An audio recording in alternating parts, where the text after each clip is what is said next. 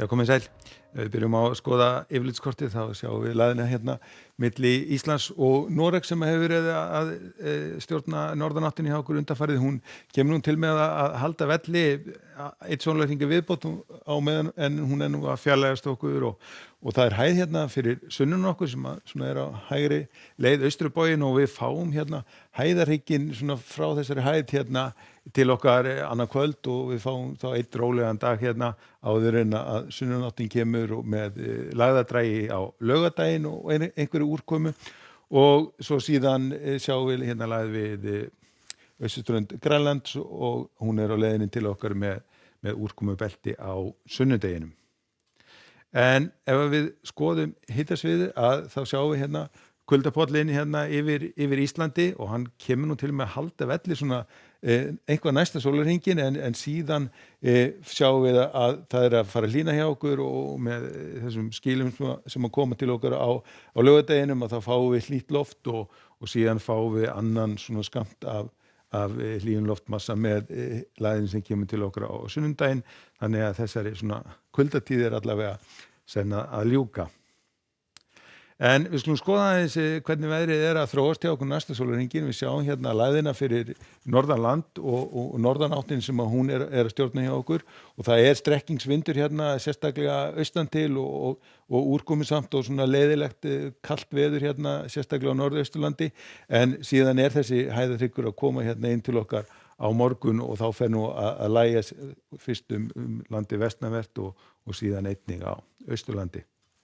En svona lítur þá Íslandskort morgundagsins út, það nokkuð stíf norðan átt hjá okkur, sérstaklega hérna norðaustan til, það svalt í veðri, 6-7 gráður hérna landið norðanvert en talsvert hlýrra hérna sunnan til þar sem að hitatölurnar gæti nú alveg farið upp í 15-16 stig hérna á Suðurlandi í sólina á morgun. En síðan þegar að við skoðum hvað gerist í framhaldinu að þá sjáum við á föstudeginum að þá hæðarhryggurinn komin inn á landið, þá komin hæg breytileg átt á landinu, við farið að létta til allt land og hitatölurnar farin að hækka talsvert hérna landið norðanvert, víða svona hitin víða 10 til 15 stig,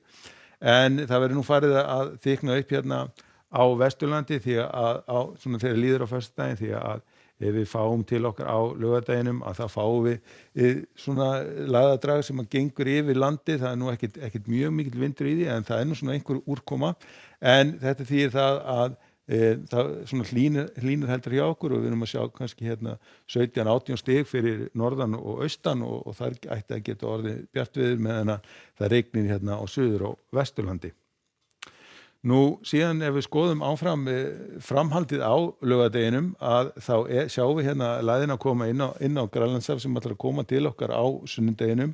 og svona aðfaranótt sunnudagsins að þá byrjar að rigna hérna landið vestanvert og síðan kemur til með að rigna talsvert mikið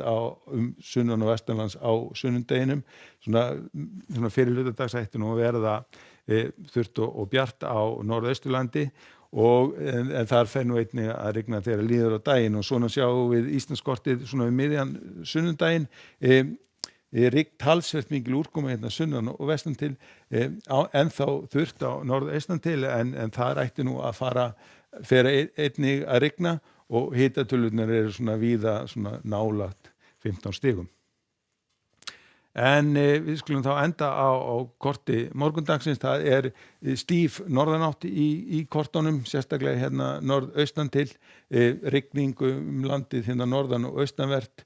svalt í veðri, sunnan til nú bjartviðri og þar verður talsvert hlýrra og svona þegar líður á morgundaginn að þá gengur nú vindur niður allt land. En við skulum láta þetta duga að vera í bili, verið sæl.